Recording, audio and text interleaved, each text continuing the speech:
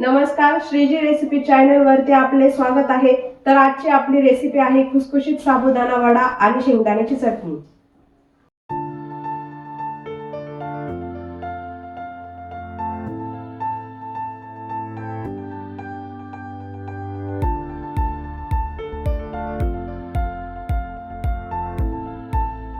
आता आपण बघणार आहोत साबुदाणा वड्यासाठी लागणारी सामग्री।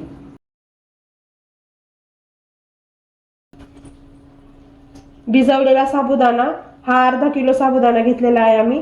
त्यानंतर 4 ते 5 उकडलेले बटाटे, त्यानंतर मिरचीची आपण पेस्ट केलेली आहे, कोथिंबीर आणि शेंगदाण्याचा कूट।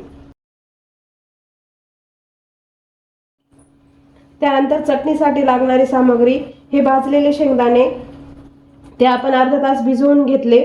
त्यानंतर अर्धी वाटी दही, नंतर 2 चमचे पिठी साखर आणि 3 ते 4 मिरच्या।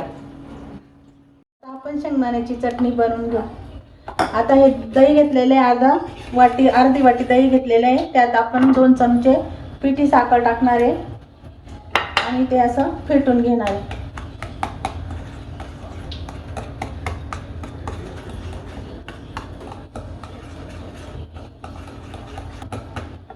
आणि या चटणीमध्ये टाकणार आहे।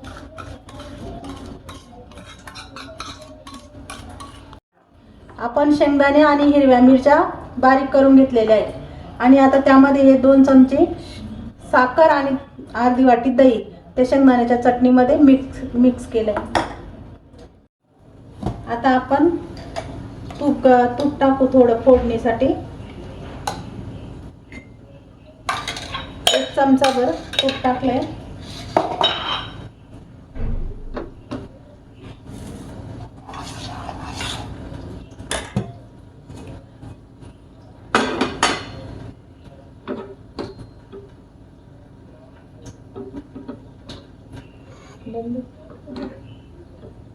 आता आपलं ते तूप कडकडीत तापलंय, थोडे जिरे टाकू आपण।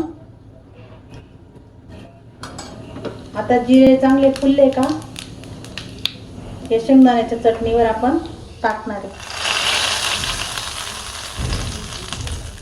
आणि मीठ 1.5 चमचा मीठ टाकायचं। आता ही आपली चटणी तयार झाली।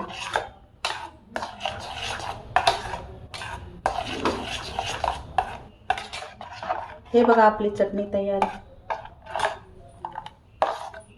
आता आपण साबुदाणा वडा तयार करणार आहे। आता हा साबुदाणा भिजलेला आहे। आता आपण त्यात हे बटाटे टाकणार आहे। बटाटे झाले का या हिरव्या मिरचीचा ठेचा,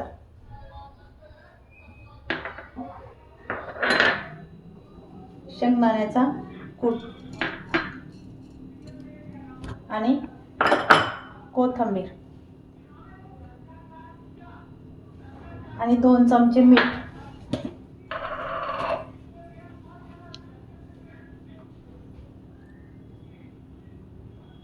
आता हे सर्व आपण मिक्स करून घेणार, पूर्ण असं मिक्स करून घ्यायचं।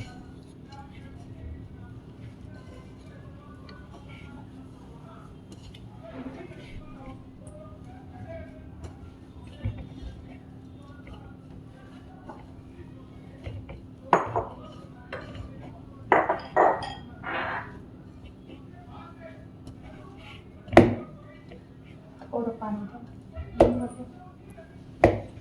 नंतर परत बंद कर बर। थोडं पाणी टाकायचं, थोडा पाण्याचा हात घ्यायचा, पूर्ण मिक्स करायचं असं।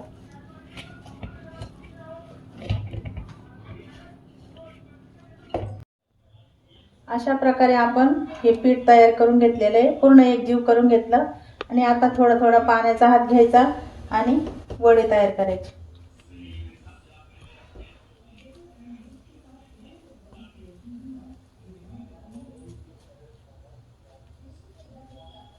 असे वडे तयार करायचे।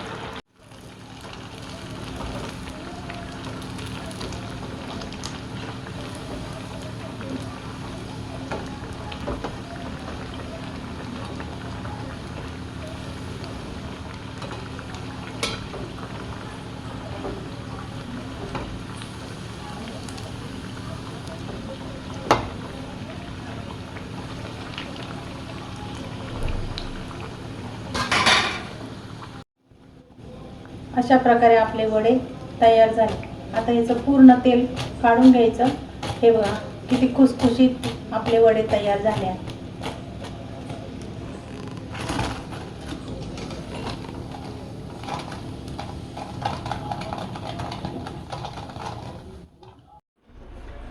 अशा प्रकारे आपला साबुदाणा वडा हा तयार झालेला आहे. एकदम क्रिस्पी असा आहे आणि साबुदाणा पण फुटलेला नाही. आपला पूर्ण साबुदाणा दिसतो आहे त्याच्याकडे.